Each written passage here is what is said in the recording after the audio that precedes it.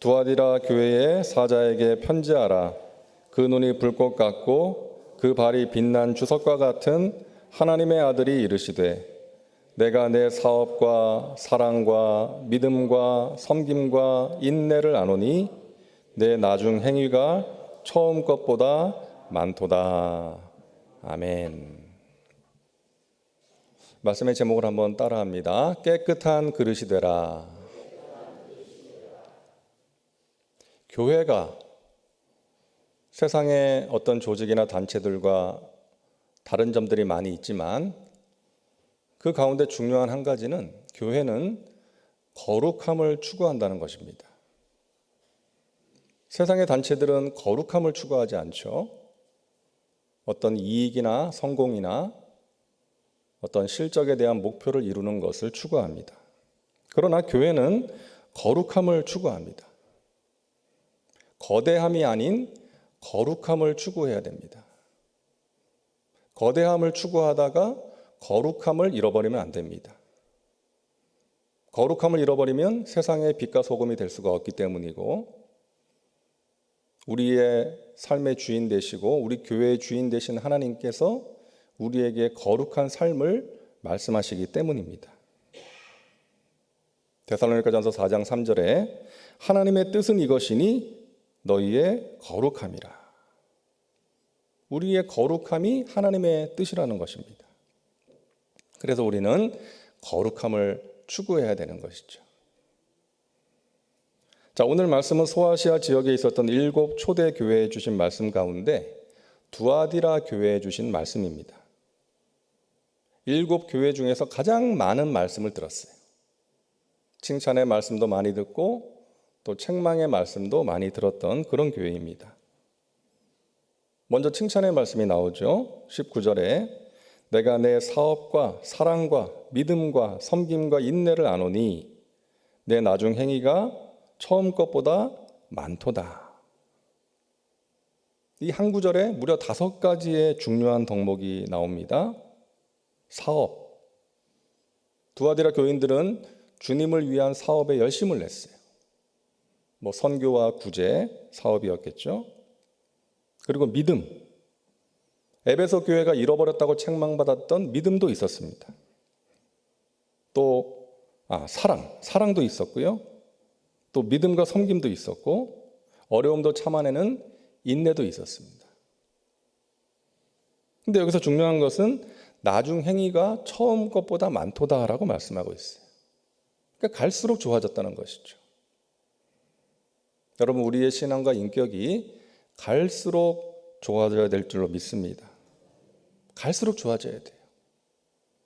신앙의 연륜이 쌓일수록 세월이 흘러가고 나이가 들어갈수록 나태해지거나 형식적이 되는 것이 아니라 갈수록 좋아져야 됩니다. 우리 교회가 갈수록 좋아져야 돼요.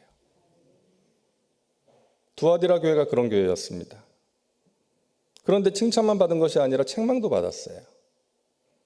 20절에 나옵니다. 그러나 내게 책망할 일이 있노라.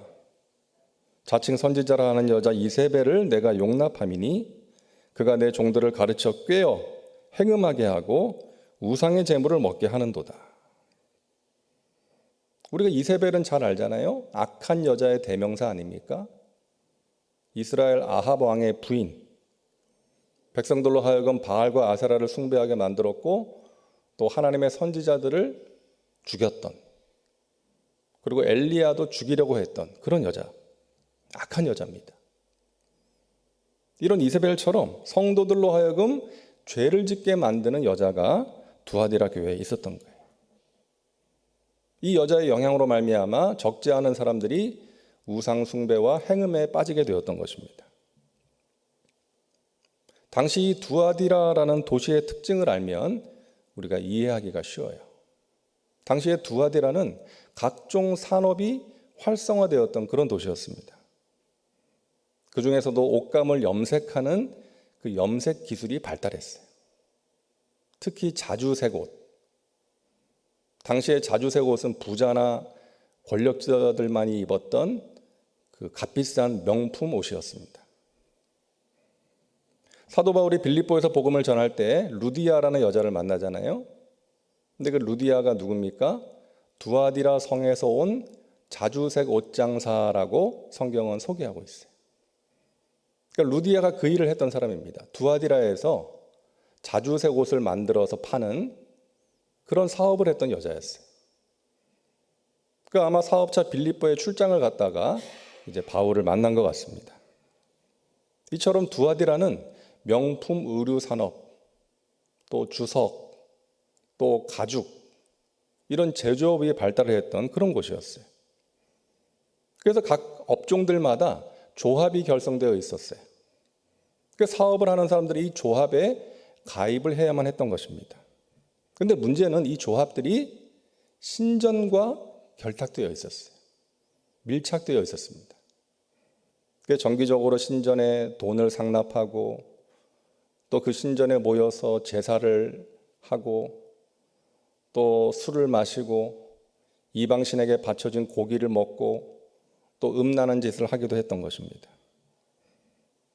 그런데 두아디라의 교인들 중에도 자신의 어떤 사업의 기반, 생존 기반을 잃지 않기 위해서 이런 관습을 따르는 사람들이 있었던 거예요.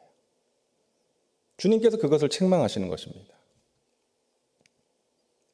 오늘날도 그런 일들이 있을 수 있죠. 사업을 하다 보면 뇌물도 주고받고 이중장부도 만들고 또 술 접대, 성상납을 하는 경우도 있지 않습니까? 그런데 믿는 사람들 가운데도 사업을 하다 보면 또 사회생활을 하기 위해서 어쩔 수 없다라는 생각을 가지고 믿지 않는 사람들, 세상 사람들과 다를 바 없는 그런 모습을 가지고 살아가는 사람들이 있다는 것이죠. 교회를 다닌다고 하면서 예수를 믿는다고 하면서도 거룩함과 구별됨이 없는 사람들, 그런 사람들을 주님께서 안타까운 마음으로 책망하시는 것입니다. 여러분, 오늘 말씀을 통해서 우리가 알 수 있는 주님의 마음이 뭡니까? 우리 주님께서는 당신의 백성들이 깨끗한 그릇이 되기를 원하시는 거예요. 이 세상이나 세상의 방식을 따라 살아가는 것이 아니라 하나님의 말씀을 따라 구별된 삶을 살기를 원하시는 것입니다. 하나님을 믿는 사람들은 하나님의 자녀요, 하나님 나라의 백성들이기 때문에 이 세상에 발을 붙이고 세상 속에서 살아가고 있지만 이 세상의 어떤 방식과 관습을 따라 살아가는 것이 아니라 세상의 가치관을 따라 살아가는 것이 아니라 하나님의 말씀, 하나님 나라의 가치관을 따라서 살아가기를 하나님께서 원하시는 줄로 믿습니다. 그래서 우리 송파교회 모든 성도님들은 깨끗한 그릇이 되셔서 우리 주님이 주시는 귀한 은혜와 복을 누리시고 하나님의 나라와 영광을 위해서 귀하게 쓰임받는 그런 은혜와 축복의 주인공들 되시기를 주님의 이름으로 축원합니다. 자, 그러기 위해서 우리에게 필요한 것이 있다는 거예요. 첫째로 주님을 바라보며 살아가야 됩니다. 주님을 바라보는 거예요. 두아디라 교회에 말씀하시는 주님의 모습이 18절에 나와 있습니다. 우리 같이 읽을게요. 두아디라 교회의 사자에게 편지하라. 그 눈이 불꽃 같고 그 발이 빛난 주석과 같은 하나님의 아들이 이르시되. 자, 주님의 모습이에요. 그 눈이 불꽃 같고 그 발이 빛난 주석과 같은 하나님의 아들. 이것은 주님께서 인간의 모든 것들을 통찰하고 계신다는 것입니다. 불꽃 같은 눈으로 우리를 살피고 계신다는 거죠. 자, 23절 같이 읽습니다. 모든 교회가 나는 사람의 뜻과 마음을 살피는 자인 줄 알지라. 내가 너희 각 사람의 행위대로 갚아 주리라. 자, 주님은 사람의 뜻과 마음을 살피는 분이시라는 거예요. 그것을 알라는 거예요. 우리 마음의 깊은 곳까지 살피십니다. 그리고 우리의 행위대로 갚아주신다는 거예요. 우리가 그런 주님을 알고 주님을 바라보며 살 때에 하나님께서 기뻐하시는 삶, 깨끗한 삶, 승리의 삶을 살아갈 수가 있는 것입니다. 종교개혁자들의 구호 가운데 코람 데오가 있었어요. 코람 데오. 코람은 뭐뭐 앞에서, 대오는 하나님. 그러니까 하나님 앞에서 무슨 일을 하든지 항상 하나님 앞에서 하자는 거예요. 하나님께서 다 듣고 계시고 보고 계신다. 불꽃 같은 눈으로 살피고 계신다. 그 하나님을 바라보고 의식하며 살자는 것입니다. 제가 집에서 이 박스나 플라스틱이나 이 비닐 같은 것을 이제 분리해가지고 이제 분리수거장에 갖다 버릴 때가 있잖아요. 근데 가끔 가면 거기 경비 아저씨가 있을 때가 있어요. 그러면 살짝 긴장이 됩니다. 왜냐하면 정확하게 분리를 해야 되니까. 정확하게 안 했다고 뭐라고 할까 봐 살짝 긴장이 돼요.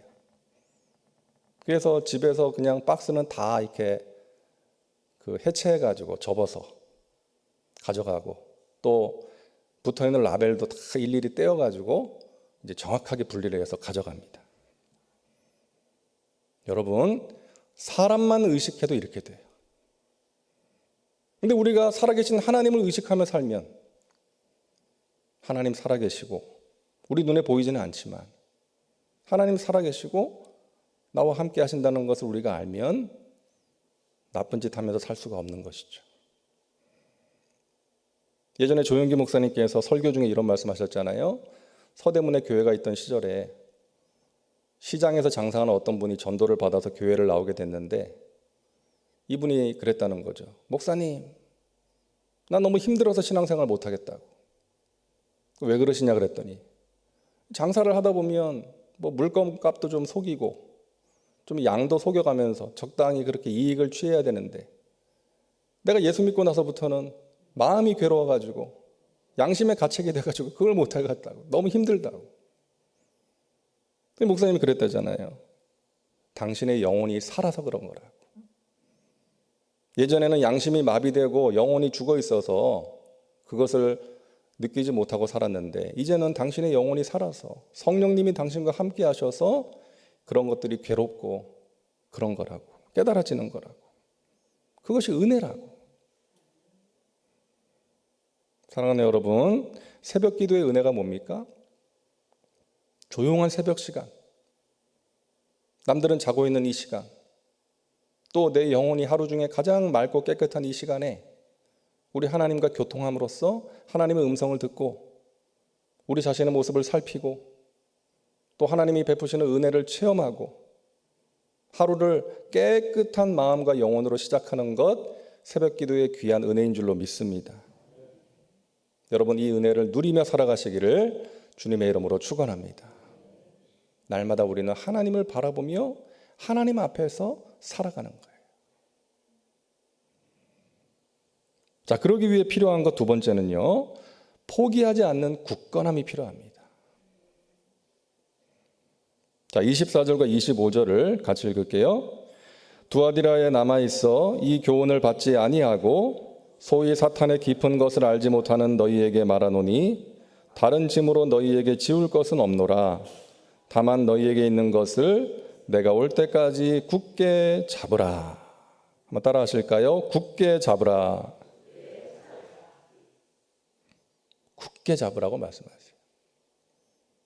세상의 악한 것들에 물들지 않고 거룩하게 살고 있는 너희들아, 너희에게 있는 믿음과 소망과 사랑, 섬김과 인내, 그것을 놓치지 말고 굳게 잡으라 말씀하십니다. 하나님께서는요, 내가 너희를 도와줄게, 지켜줄게, 너희의 병든 몸을 치료해주고 문제를 해결해줄게, 이런 말씀만 하시는 것이 아니라 너희가 나를 믿고 의지해야 된다. 내가 너희에게 준 귀한 가치들을 놓치지 말고 붙들어야 된다. 이런 말씀도 하시는 거예요. 하나님께서 우리를 사랑하셔서 우리를 도와주시고 격려하시고 위로해 주시는 은혜가 있습니다. 그와 동시에 우리가 그 은혜를 누리기 위해서는 날마다 깨어서 하나님 바라봐야 되고요. 하나님께 기도하고 말씀을 붙드는 그런 결단과 노력과 실천이 우리에게 필요하다는 것입니다. 이런 말이 있어요. 변화란 단순히 과거의 습관을 버리는 것에 그치는 것이 아니다. 과거의 습관 대신에 새로운 습관을 익히는 것이다. 우리에게 어떤 안 좋은 습관이 있다면 그것을 버리기 위해서 물론 노력을 해야겠지만 그와 함께 그것을 버리기 위해서는 다른 좋은 습관을 가지는 거예요. 우리의 영혼을 건강하게 만드는 습관, 하나님께 더욱더 가까이 나아갈 수 있는 습관이 우리에게 필요하다는 것입니다. 그리고 그 습관이라는 것은 저절로 생기는 게 아니기 때문에 시간을 들이는 어떤 결단과 노력이 우리에게 필요하다는 거예요. 시간을 들이는 훈련을 통해서 그 좋은 습관을 우리가 가질 수 있다는 것이죠. 그래서 우리가 날마다 새벽을 깨워서 기도하는 것이고, 또 오늘도 말씀과 함께 이를 듣는 것이고, 또 개인적으로 말씀을 읽고 묵상하는 것이죠. 찬양을 듣고 기도하고 이런 노력을 하는 것입니다. 얼마 전에 코비 브라이언트라는 탁월한 농구 선수가 개인 헬기를 타고 가다가 헬기가 추락을 해서 세상을 떠났어요. 참 농구 잘하는 선수였는데 안타깝게도 이제 사고로 세상을 떠났습니다. 근데 이 사람이 달고 있는 번호가 보신 것처럼 24번이잖아요. 근데 예전에는 8번을 달고 뛰다가 24번으로 바꿨어요. 근데 그렇게 바꾸게 된 이유를 이 사람이 말한 적이 있는데, 하루가 24시간이잖아요. 그리고 미국 프로농구는 공격 제한 시간이 24초입니다. 그래서 자신에게 주어진 이 시간을 정말 충실하게 보내고 싶어서 자기 번호를 24번으로 바꿨다는 거예요. 그러면서 이런 말을 했습니다. 우리 아이들은 몇 년 동안 내가 꾸준히 새벽 4시에 일어나 훈련을 하고 집에 왔다가 다시 훈련을 하러 나가는 모습을 지켜봐왔다. 아이들이. 쉽지는 않은 일이었지만 아버지로서 우리 아이들에게 최선을 다해 노력할 때 이룰 수 있는 것들을 보여주고 싶었다. 여러분, 이 선수가 타고난 천재같이 보였지만 사실은 사람들이 모르는 노력이 있었던 거예요. 그런 노력이 있었기 때문에 타고난 선수가 될 수 있었던 것이죠. 매일 새벽에 4시에 일어나서 훈련하러 나가는 그 시간을 들이는 노력의 시간, 훈련의 시간이 있었던 것입니다. 그래서 여러분, 저와 여러분도 하나님께 시간을 드려야 돼요. 하나님과 독대하는 시간, 하나님의 말씀을 읽고 묵상하는 시간이 우리에게 필요한 것입니다. 하나님을 붙드는 시간, 나 자신을 돌아보는 시간이에요. 자, 그리고 또 한 가지 우리가 깨끗한 그릇이 되기 위해서 필요한 것은 거룩한 삶을 격려할 수 있는 동역자가 필요합니다. 나 혼자 거룩해지려는 노력에는 한계가 있어요. 그래서 서로를 좀 점검해주고 또 주 안에서 격려해 줄 수 있는 믿음의 식구, 동역자가 필요한 것입니다. 너무나 중요해요.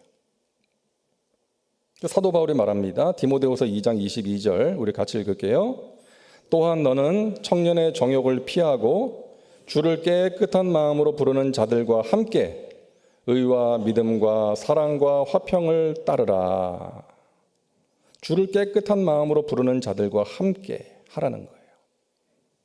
서로 선행을 격려해주고 믿음을 격려해 줄 수 있는 거룩한 동역자와 함께 하라는 거예요.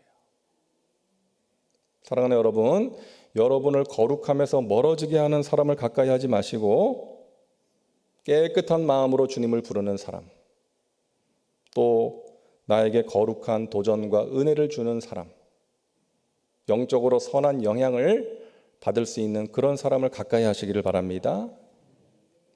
그리고 여러분이 누군가에게 그런 사람이 되어주시기를 바랍니다. 그리고 여러분이 여러분의 자녀들과 손주들을 위해서 기도하실 때 하나님, 우리 자녀가, 우리 손주가 좋은 친구 만나게 해주세요. 너무나 중요한 기도입니다. 어떤 사람을 만나냐에 따라서 인생이 달라질 수 있기 때문에, 큰 영향을 받을 수 있기 때문이죠. 사랑하는 여러분, 하나님의 말씀을 굳게 잡으시기를 바랍니다. 거룩하게 살아가는 것을 포기하지 마시기를 바랍니다. 그렇게 살지 못한다고 낙심하지도 마세요. 하나님께서 우리의 연약함을 아시기 때문입니다. 우리의 중심을 아세요. 우리가 주님의 기쁨이 되기를 원하잖아요. 주님의 말씀대로 살고 싶잖아요. 하지만 잘 안 될 때가 있잖아요. 그러니까 하나님께서 우리의 중심을 아시는 거예요. 그리고 일어나 걸어라. 내가 너를 도와줄게. 다시금 도전해봐. 넌 할 수 있어. 우리를 격려하시는 것입니다. 어느 목사님의 9살 된 딸이요, 이제 구구단을 외우고 아주 의기양양하더래요. 아빠 물어봐. 나 다 대답할 수 있어. 그래 3단 외워봐. 줄줄줄 외우는 거예요. 79 뭐야? 그러니까 또 대답하고. 89 뭐야? 그러니까 또 대답하고. 가끔 TV 보면 어른들도 구구단 헷갈릴 때 있는데 이 딸아이가 구구단을 정확히 외우고서 아빠한테 아주 자랑스러워했대. 근데 새 학년 새 학기가 되고 새 교과서를 받아오더니 아주 낙심을 하더래요. 왜 그런가 봤더니 곱하기가 나오는데 세 자리 곱하기가 나오더래요. 그러니까 딸아이가 그 세 자리 곱하기를 보는 순간 낙심하고 절망하더랍니다. 그 목사님이 얘기해 줬대요. 낙심하지 마. 넌 할 수 있어. 아빠도 다 했어. 넌 할 수 있어. 걱정하지 마. 그러면서 하시는 말씀이 우리를 보는 하나님의 마음도 이와 같지 않을까. 우리가 주님의 기쁨이 되는 삶, 세상과 구별된 거룩한 삶을 살기를 원하지만 연약하고 부족해서 그렇게 살지 못할 때가 있잖아요. 낙심할 때가 있잖아요. 나 자신을 보면서, 이 세상을 보면서, 나에게 있는 문제를 보면서 낙심할 때 주님께서 그러실 거예요. 넌 할 수 있어. 넌 할 수 있어. 낙심하지 마. 내가 너를 도와줄게. 여러분, 주님께서 우리를 사랑하시고 우리와 함께 하심을 믿으시기를 바랍니다. 우리 곁에서 우리에게 힘을 주고 계십니다. 하나님 살아계셔서 우리의 삶 가운데 성실하게 일하고 계심을 믿으시기를 바랍니다. 그 주님의 도우심으로 여러분 깨끗한 삶, 세상과 구별된 거룩한 삶을 살아가셔서 우리 주님이 주시는 신령한 복과 귀한 은혜를 누리시고 하나님의 나라와 영광을 위해서 더욱더 귀하게 쓰임받는 복된 삶을 살아가시기를 주님의 이름으로 축원합니다. 기도합니다. 좋으신 하나님, 이 새벽에 깨끗한 그릇이 되라고 말씀하셨습니다. 우리가 하나님 말씀대로 하나님 나라의 가치관을 가지고 살아가기를 원합니다. 그러나 우리가 살고 있는 이 세상이 만만치가 않습니다. 우리의 직장과 사업장이, 우리의 삶의 자리가 만만치가 않습니다. 때로는 넘어질 때가 있고 실수할 때가 있고 구별된 모습으로 살아가지 못할 때가 있음을 주님 앞에 고백합니다. 우리 연약함을 도우시는 성령님 인정하고 환영하고 모셔드리고 의지하오니 날마다 우리를 붙들어 주시고 하나님 기뻐하시는 깨끗한 삶, 승리의 삶을 살아갈 수 있도록 인도하여 주시옵소서. 이 새벽을 깨워 기도하는 하나님의 백성들, 그 마음의 중심을 하나님이 다 아시는 줄로 믿습니다. 간절한 소원이 무엇인지를 하나님께서 다 아시는 줄로 믿습니다. 가장 좋은 하나님의 때에 가장 좋은 하나님의 방법으로 응답해 주심도 믿습니다. 믿음으로 기도하게 하시고 인내하게 하셔서 마침내 하나님이 주시는 귀한 은혜의 역사를 체험하고 하나님께 영광 돌리는 우리 믿음의 백성들 되게 하여 주옵소서. 주님의 몸된 교회를 붙들어 주시고 우리 교회가 주님의 기쁨이 되는 교회 되게 하시고 이 세상에 빛과 소금의 사명을 힘있게 감당하는 교회가 되게 하여 주옵소서. 기도하며 계획하는 모든 일들 가운데 하나님 구체적으로 역사하셔서 하나님의 선하신 뜻을 이루어 주시기를 원합니다. 공간 개선 공사가 하나님의 은혜 가운데 순적하게 이루어지게 하시고 우리 교회의 미래를 준비하는 일에 귀하게 쓰임받는 공사가 되게 하여 주시옵소서. 오늘 하루도 주님께 맡깁니다. 주님의 품 안에서 넉넉히 승리하는 복된 하루 되게 하여 주옵소서. 감사드리며 예수님의 이름으로 기도하옵나이다. 아멘.